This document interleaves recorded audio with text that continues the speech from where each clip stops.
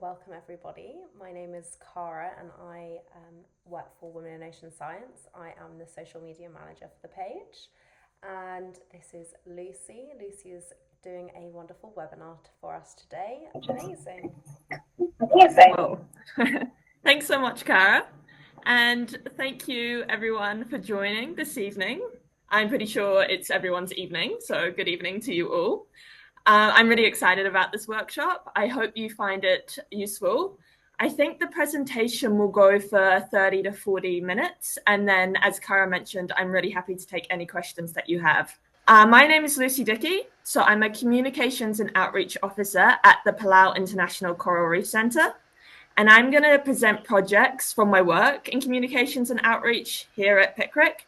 And I'll also talk about some international case studies that I haven't been involved with, but I've found out about through published articles, and I think they're very interesting and relevant to this presentation. So at the Palau International Coral Reef Centre, which I'm going to refer to, by the way, as Pickwick, that's how we refer to Palau International Coral Reef Centre, we do a whole variety of different outreach and communications to try and engage as many different communities across Palau as possible. And a lot of those activities involve what I really enjoy, which is going out, presenting to communities, meeting people, and actually having discussions and answering any questions that they have. So you've got some photos up on the presentation here. So the one on the left and the right is from our education carnival earlier in the year. We engaged about 900 local school children. They came to Pickwick and we presented some hands-on science activities with them to them, so to try and get them interested in marine science. So the one on the left is actually them driving a small underwater robot. And in the center was when we went to a night market for World Tuna Day.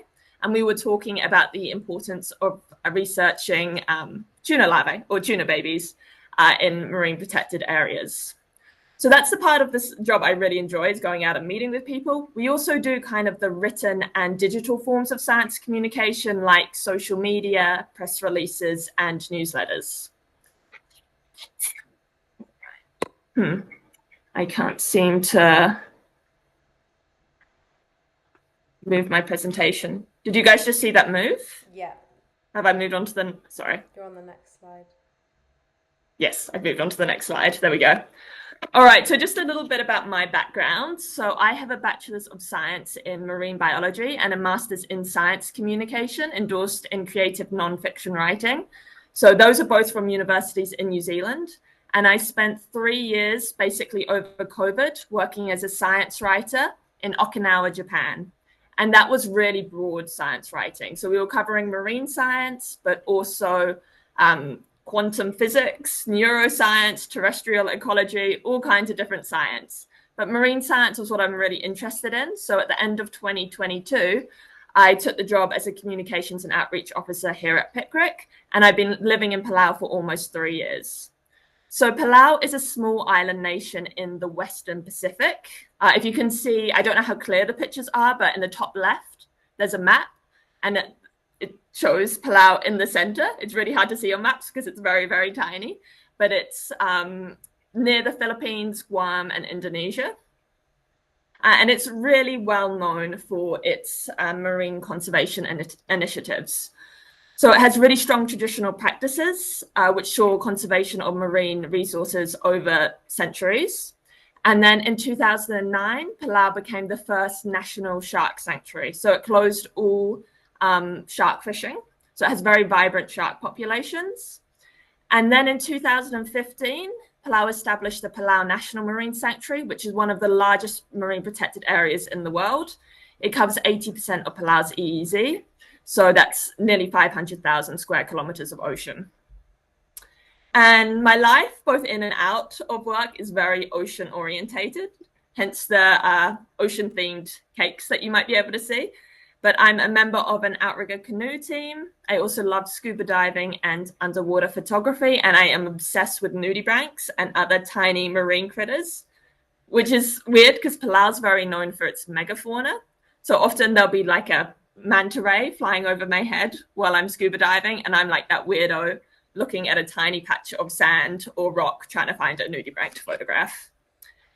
I mentioned that I trained as a science writer in my master's, but I've actually, since moving to Palau, become much more involved with education. And one of the highlights of my career so far was that I got to join an expedition on exploration vessel Nautilus from Hawaii to American Samoa. They were doing deep sea exploration, so underwater mapping, deep sea mapping, and they were using remotely operated vehicles, so basically underwater robots, to go to very extreme depths of up to 6,000 meters and take videos of the surrounding area. And I was on board as a guest educator, so I was video calling schools in Palau and around the world to talk about this kind of research and to share the videos that they were getting from these really extreme depths. So the photo second to the left is showing one of those ship-to-shore interactions. And another highlight of my career was that a few months ago, I launched a holiday program here at Pickrick, where the students built these tiny underwater robots. So they had to do all the wiring by themselves. They designed and built the ROVs, remotely operated vehicles, out of PVC pipes. They had to fix any problems that they had. And along the way, they learned about deep sea research, environments, and marine science and marine research. Okay, so next slide.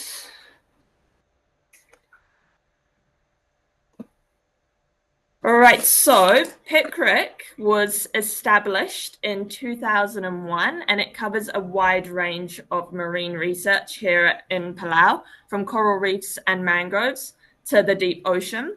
So I've already talked about how my role is really varied, and I've already covered the holiday program and the education carnival. I wanted to, the top photo is of that holiday program where the students are building ROVs. The bottom photo is not one of the projects that I'm directly involved with, but I really wanted to highlight it because I think it shows how marine science and community engagement can really work hand in hand. So here at Pickrick, we have a lot of coral restoration projects. And for one of them, they needed to select sites to restore coral. And instead of just going out and surveying the sites, they actually first went to the communities, so the different states around Palau, and they asked them to identify sites where, one, coral reefs had degraded over the years, and two, the sites that would be most useful for them if they were restored. So a lot of people in Palau are fishers, so they go out fishing. They rely a lot on that kind of food. So that we were asking them what sites would be useful for them to have back so they could go out fishing again. And then from those consultations and from the advice that the communities gave us, we went out and surveyed those sites to see if they were viable for coral restoration. And this method was much more useful for the project, much more useful for the community, and also allowed the community to be involved in coral restoration and feel like they had a say. Okay, so just to break up this presentation a bit, we're going to do like a whale pop quiz, a little whale pop quiz. I've hidden whales in the slides, and when you see a cartoon of a whale in the slide, try and guess what species it is in the chat, if you feel like it. I don't know if there's any whale experts amongst us. So there's a whale. These are all whales that are found in Palau, and this is the first one on the slide in the bottom left. Okay, does anyone know what species it is? I'll just give you, no? Okay. Okay, so this is a dwarf sperm whale, and they are really bizarre, crazy animals. So they're about the size of a dolphin. They are deep divers, and they hunt squid. And they're actually the only marine mammal that, like squid, has an ink sac, so which they use as a defense mechanism, which is crazy when you think that whales can do that, just like squid and octopus. They also have these fake gill slits and an asymmetrical blowhole, so their water spout will come up at a 45-degree angle. So the first one was actually sighted in Palau, identified in Palau in May last year, which was very, very exciting. They're a very cool, crazy, bizarre animal. All right, on to the next slide. Okay, so just onto our workshop agenda. So I will cover several points during this workshop. So the first one is why science communication is an important part of marine science research. The second one is establishing a priority audience to engage with. Then 3 is different ways of engaging with different audiences, measuring and evaluating efforts, and funding resources and opportunities that you guys can use to get involved with science communication. All right, so I am just gonna switch over. We're just gonna do a quick question on Menti. So are you guys, can everyone connect? Hold on, I need to share my screen again. I think it's this one, chat. All right, is everyone able to connect via that QR code? If not, you can just drop the answer in the chat. But if you could tell me why scientists should communicate their research, and there are so many ways as to why scientists should communicate their research that I don't think there's any wrong answers. So let's see. Oh, I need to present, don't I? Sorry, guys. Let me do this. All right, there we go. You should be able to answer now. Yeah, inspire younger generation. That's a good one.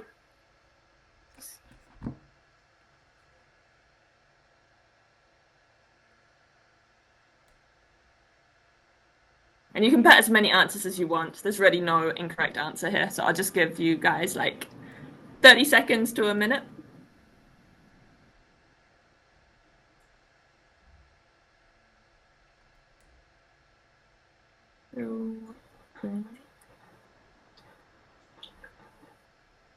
Bridge the knowledge gap. Yeah, absolutely. Increase local understanding, help communities understand. Yeah.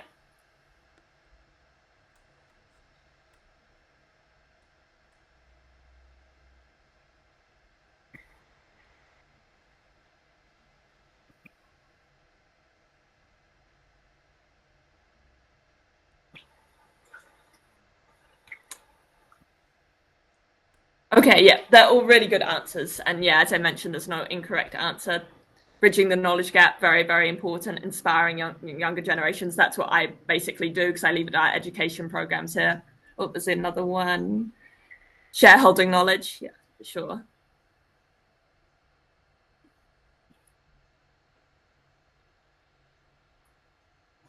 All right. Awesome.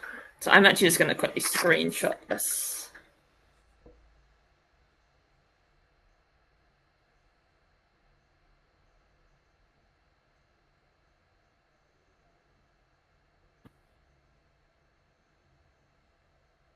Thank you, guys. So I will switch back to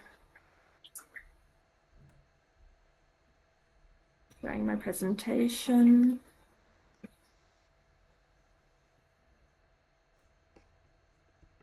Go. All right, so I just come up with 3 reasons that I'm going to cover as to why I think you should all talk about your research. And there are obviously many, many more reasons. So the first one that I would talk about is that I think it's one of the most simple reasons why I think you should talk about your research and what you're actually doing is because people who aren't involved with science often don't know what marine scientists do. And a lot of people actually don't know what marine science or marine biology is. And being accurately and concisely able to communicate what it is important just for general ocean literacy, but also for career connections for students and adults, as it's never too late to make a career change. But to become a marine biologist, you kind of have to understand that the career exists and what you're working towards. And another reason is for grant applications or requests for donations to help fund a project. Because people or organizations aren't going to fund a project if they don't understand what marine scientists or marine biologists or oceanographers actually do. And you guys actually, if you're involved with marine science, you actually have a far easier job than other types of science because of ocean science, no matter what kind, is generally, not always, but generally you can find very, very beautiful images of the ocean. and people are generally already interested in the ocean. And it also directly impacts people. So I would say that ocean science is in many ways easier to communicate than things like theoretical science or other fields of science. And I really like the meme on the right, because when I was studying marine biology, I'm pretty sure this was exactly what my mother and my friends actually thought that I was doing with my time. So this isn't my research at all, but I will put the link to the paper in the chat at the end of this presentation. It was carried out by a professor at the University of Wollongong, and 2 case studies in New South Wales determined the factors that influence community attitudes towards marine protected areas. So the 2 marine protected areas went through virtually identical planning processes. However, resistance to one of them was much more intense and sustained. And the researchers looked into this as to why it might be, and they realized that the differences in demographics, history, and local media coverage, and the social impacts of the marine protected area contributed to the community's responses. So people want to have their say, and they want to feel like they're being listened to. And often communities feel deeply connected to these areas. And if the government or scientists who aren't directly involved with them come in and tell them what they can and can't do in these areas without adequately consulting with them first, it can lead to really strong resistance. And this isn't just the case for marine science, actually. When I was doing my master's research, I was looking at people's attitudes towards control of introduced mammals in New Zealand. And there were some very, very strong opinions in that research. And when I looked at case studies from other programs that sought to control introduced mammals, the programs were far more successful if the community, and especially landowners, felt listened to and empowered, and if they were the ones driving the eradication or control of these animals. So for the MPA example, the community that didn't support their MPA quoted that they felt like they had lost access, they had lost identity, and there was increased competition for resources as a result of the MPA. And this research points to the importance of not just understanding the science, but also developing a deeper understanding of the social, cultural, and political landscape of the communities where you're proposing these MPAs. Right.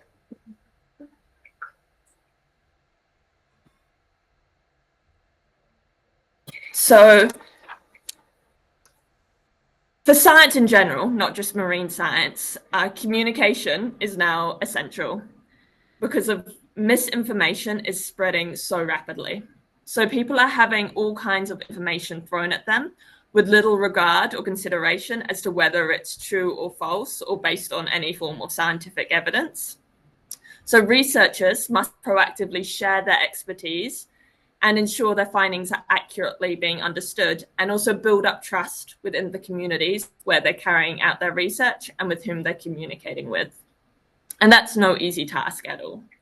So I like this diagram on the right because it shows the arrows going 2 ways between the scientists and the journalists, and the scientists and the policymakers, which shows that the conversation is never just one way.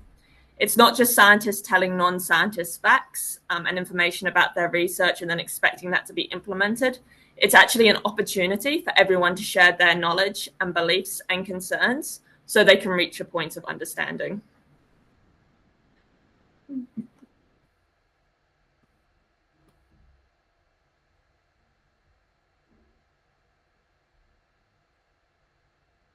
So as you probably know, because you're joining this presentation, science communication is the practice of making scientific topics accessible to non-expert audiences. But it has multiple different formats like articles, podcasts, workshops, and digital storytelling. And there are many, many different, So when you decide that you want to communicate your research, you'll often be faced with a far more complex question about what kind of communication you should do. So should you start a TikTok or a podcast? Should you try and give public talks, start a blog, go on the radio? There's many, many different options. Connect to a school.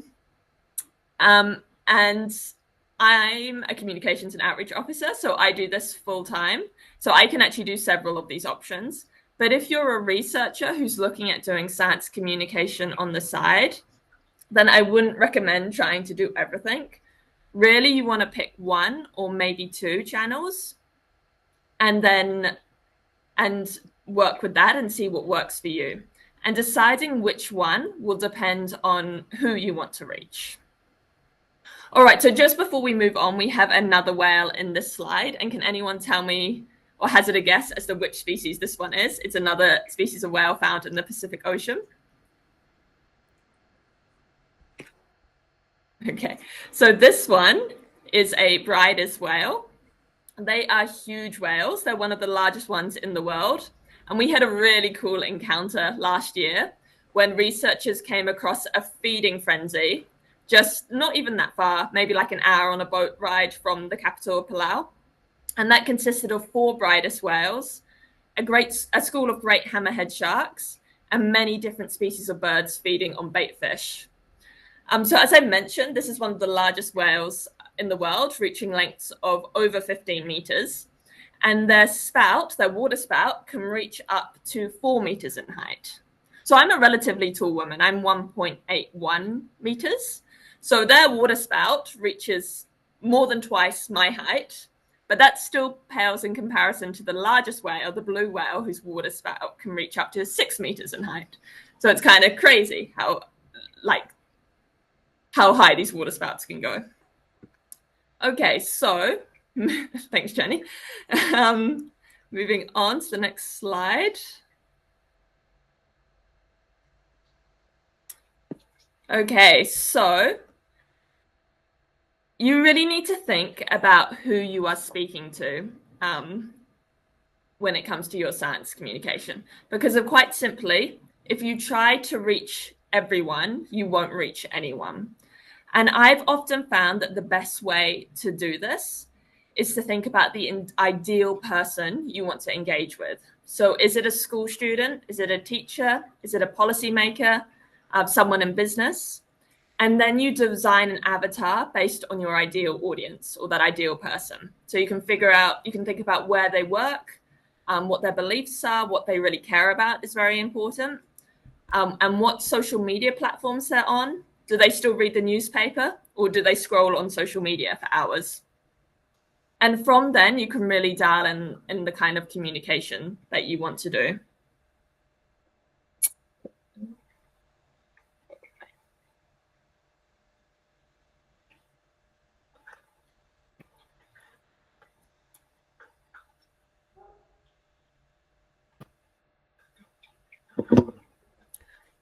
So at Pickrick, we actually engage with communities across Palau. And Palau, you'd think, because it's only a country of 18,000 people, you'd think it might be easy to reach everyone. But actually, within Palau, there's still a lot of different communities that have different opinions and are on different channels. So some of our priority audiences are students and teachers, policymakers and community leaders, and recreational fishers. And then we also do try and reach the community at large, so other members of the community. Bearing in mind that a lot of people in Palau are actually, they go out fishing. So they fall into that category as well.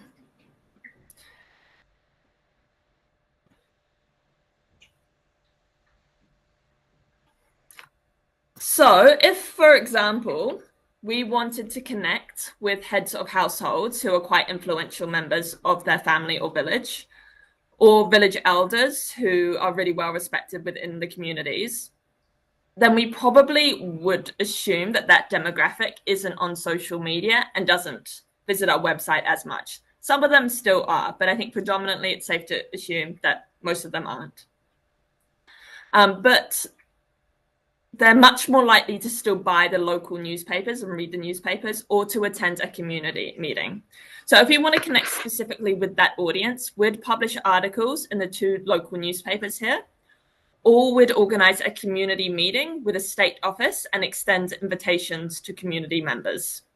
But if we wanted to connect with high school students specifically, we'd reach out to school principals to do a presentation at their school, or would post a reel on TikTok, because that's where they all are these days. So that's why it's really important to have a priority audience and then try and understand where they are and what channels they're using, rather than trying to reach everyone at once. Actually, for me, I find school students and teachers the easiest group to connect with, because you know where they are, right? They're at school. So I can get in contact with the principal and go and visit them at school and deliver a 1-hour presentation on some of our research. Whereas other members of the community are spread out across different businesses and sectors, and they're often very busy. So they're actually a little bit harder to reach than the students.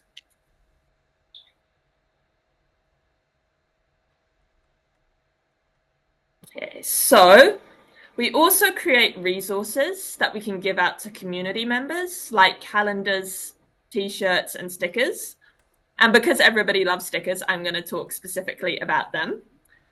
So the one on the left is from when we had exploration vessel Nautilus come to Palau last year to do deep sea exploration and deep sea research.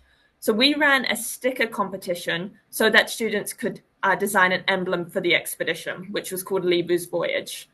We often use competitions as a way to get students interested in marine science, because they have to do a little bit of a marine science research as part of that to figure out what they're going to draw or what they're going to write about.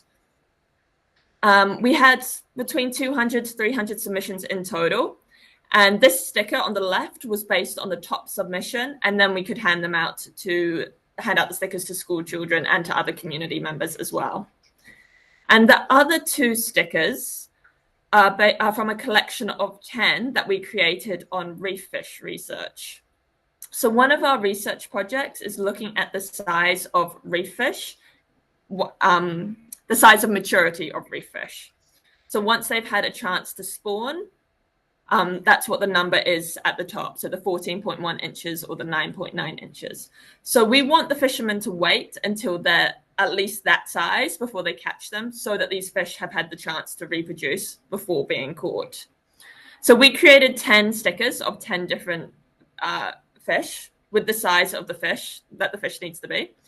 And this is an ongoing research project. So the research is still looking at several other fish species. And once they've confirmed the sizes of those, we plan to create a waterproof booklet with all the fish species to give out to local fishermen so that they can take them on their boats. And then when they catch the fish, they can measure the fish and check the size, hopefully in these booklets.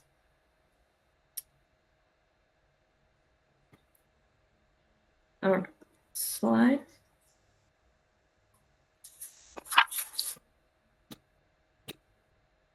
So once you've decided on your audience and what you think the best channel is to reach them by, you can start thinking about what you're going to say. And when I started my master's in science communication, which was about 10 years ago now, I naively thought that science communication was just putting down the facts in a way that was jargon-free, so that a non-scientific audience would read the facts and then as a result change their behavior. But of course, unfortunately, and also sort of really beautifully, science communication and human behavior is much, much more complex than that. So people will take the facts that you give them and interpret those facts based on the context that they're surrounded by. So they already have existing knowledge, they have prior experiences and relationships, and that will all impact how they interpret the facts.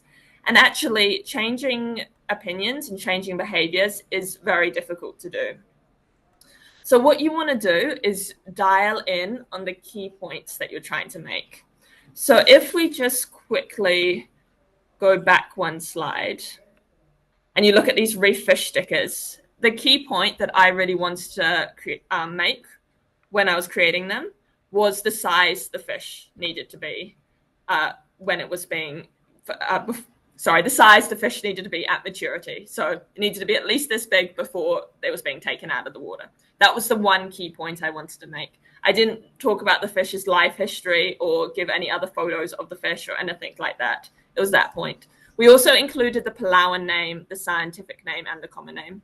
Honestly, the scientific name probably doesn't need to be there. We could probably have taken that one out. I think important to include both the Palauan name and the common name because people here are bilingual.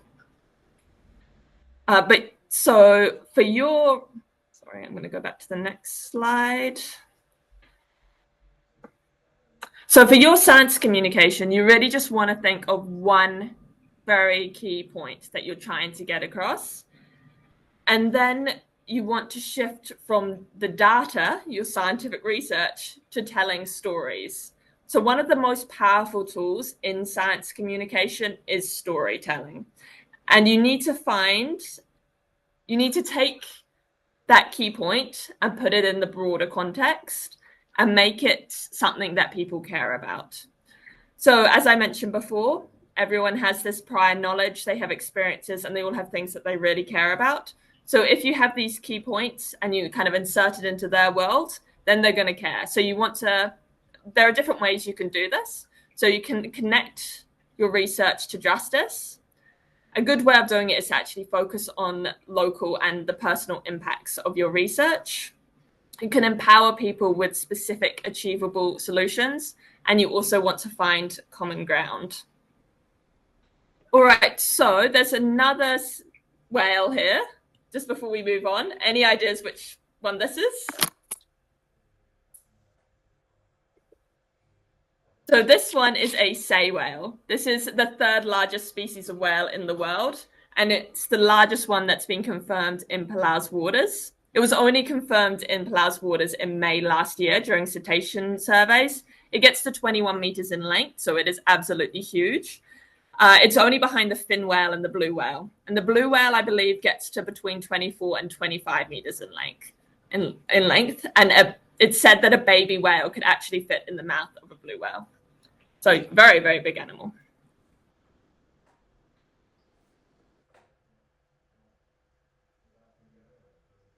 Another important thing to do for science communication is to kill your darlings. And some people actually say kill your kittens, hence the image of the kitten. So if anything isn't relevant to the story you're trying to tell, just take it out. So try to stick to your key points as much as possible. And this often involves removing your most cherished elements of the story, like overly complex language or irrelevant side details that you really, really like. But removing those details will make your core message clearer and more accessible. So you want to identify your core message, focus on clarity and audience, get to the point, and look for redundancy. So anything that might be repetitive, you can cut out. And I think there is an emotional attachment that can be an issue because sometimes you work very hard on perfecting a paragraph or a slide or a video shot, only to realize later that the details aren't necessary and you should remove that work. And as annoying and frustrating as that realization is, it will make your work stronger overall. And also be very careful with jargons and acronyms.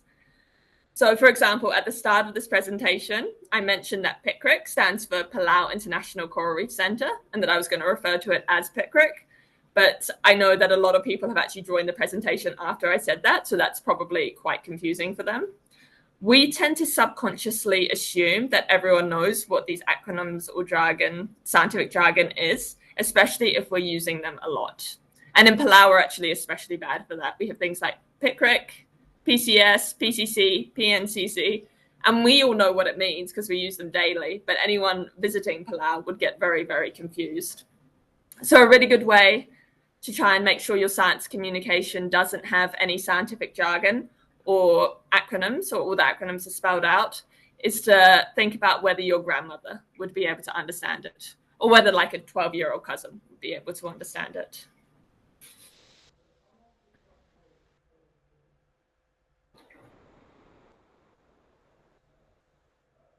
So an important thing you can do if you are really interested in science communication, and because I'm sure a few of you are researchers, you would be interested to know if it's working. And some people do actually publish education research or looking at whether their science communication is working. We haven't done that yet. It is something I would be interested in doing. But for the longer programs, like those holiday programs that I mentioned earlier, we often do pre and post surveys to assess if students have developed any knowledge over the week. So we run the same quiz at the start of the week as at the end of the week. And I also asked for feedback from the students. And the feedback there is what some students gave me, which was really nice to read. So after this program, they talked about how it made them realize how intertwined technology and science is, how they learned a lot here at Pickrick. And they don't think they've ever built something that can work underwater. And I used to think it was boring and easy, but it's actually really fun and interesting, talking about science in general. So because of that feedback, I kind of knew that this holiday program was working, and we continued to run it after that.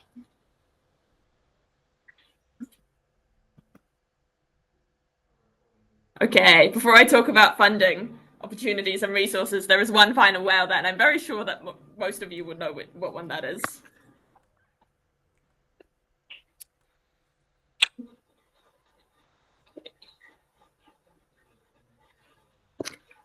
All right, so that is an orca or a killer. Oh, there we go. Thank you. Thanks, Jenny. Thanks, Cara. Yes, you're right. An orca or a killer whale. They are rarely seen in Palau, but in May last year, they spotted a pod of 3 orca. So there was an adult, a calf, and a juvenile. And the adult and the calf were hanging out together, and they were actually calling or singing to the juvenile that was a little bit further away. And what's really cool about whales is that they have their own distinct dialects or accents. So if you record these songs, you can actually figure out whereabouts they're coming from and who they're related to, what larger pod they're related to. So so the researchers recorded the song, and they realized that these killer whales were actually probably related to the ones found off the west coast of North America. So they have traveled a very, very long way to get to Palau in the Western Pacific. All right, so if you are interested in getting involved with science communication or science engagement, there are a lot of different ways you can do this. And I would recommend trying to start small. So if you're at a university or research institute with a communications and media team, you can reach out to them and see how your research can be amplified through their channels. It's much more effective to piggyback off already established connections rather than try and begin your own network from scratch. It's also really important to practice and to read other content that might have worked. So if you want to write science articles or blogs, be sure to read science articles and blogs. If you want to make short videos for social media, you can watch reels of YouTube, Instagram, and TikTok. If you want to make podcasts, listen to podcasts, figure out what's working for others before you try it. All right, there's several different resources that you guys can use, and I'm just going to read them out really fast, and then I'm going to put the links in the chat. So there's the SciCommer, which is a global science communication newsletter. So it's a newsletter that features a lot of opportunities, including conferences, training, and jobs. And there's a free version and a paid version. I'm pretty sure most of you, at least, are based in Australia. So there's the Australian Science Communicators Network, which has advice, conferences, and grants. You can seek media training from the Australian Science Media Centre. And there's also organizations or initiatives like Nerd Night or Pint of Science, where people, I'm not sure if it happens in the cities where you are, but people will be invited to go and give a talk at a bar or a restaurant to anyone who's interested. And it's kind of like this very informal science communication gathering. So you can look up Nerd Night or Pint of Science and see if they're in your area and then volunteer to go and talk at these events. Or you could start your own if they're not there. If you're interested in working in schools, there's a couple of different organizations in Australia, like Scientists in a School program and Skype a Scientist program. You can also write about 800 words on topical issues for the conversation. So if you think your research is topical, then you can, and you like writing, you could write an article for them. You could do more on stage, so like go 3-minute thesis, for example, if you're at a university. There's also quite a few small science communication grants. And for those, I would keep an eye on LinkedIn because I often see them being shared on there. So I'd like to highlight that science careers aren't just about labs and research.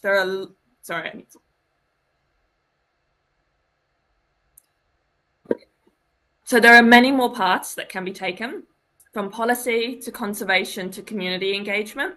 So if you're interested in being in marine science, but you're not sure what direction you want to take yet, make sure to explore these other areas as well, like science communication. So there's a couple of miscellaneous points. I'm going to put the link to Pickrick, where I work, in the chat. We often have open marine science positions and also communications and outreach positions. So if you're interested in coming and working in Palau, keep an eye on Pickrick's website and social media channels. I mentioned that I'd gone on board exploration vessel Nautilus last year and that they came to Palau for a deep sea expedition. They are currently looking for science communication fellows and interns to go on board next year. I'm going to put the link in the chat. It is a little bit limited on nationalities for the application for next year. I think it's limited to the Cook Islands, the States, Japan, Solomon Islands, and Marshall Islands. I don't know if any of you fall into those demographics, but keep an eye on it anyway, because they might open it up again in the next couple of years. And if anyone wants to connect and talk more about science communication, I'm very easy to find on LinkedIn. I will also put that link in the chat in a moment. All right, so just the final points. All right, main takeaway.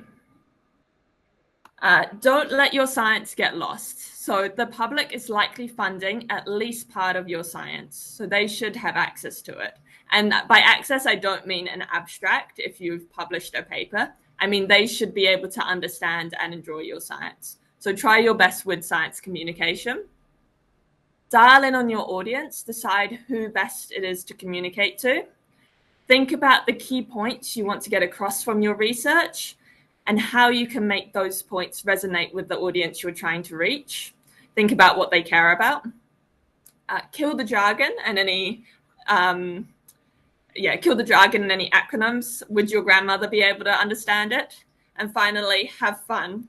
And I'm going to finish this with a TikTok video that one of my colleagues created that I think is an excellent way of showing science communication and how you can engage with the younger generation. All right, so, okay, I need to stop sharing this.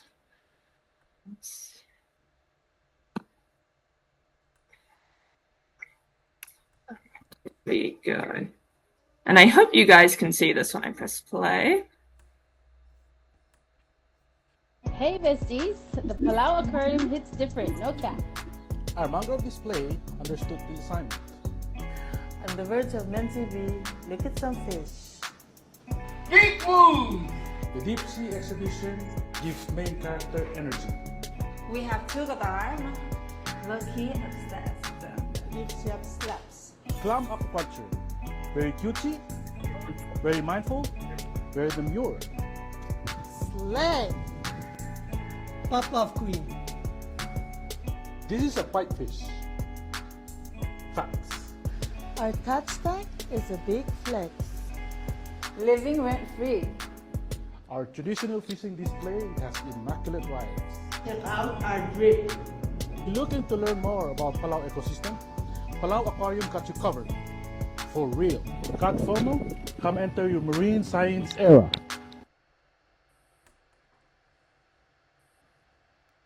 All right. Sorry, there's a bit of delay there, but hopefully you enjoyed that. I know we all had a lot of fun creating it. So that concludes my presentation. Hopefully it was useful, or parts of it were useful to you. I'm really happy to take any questions that you might have at this point.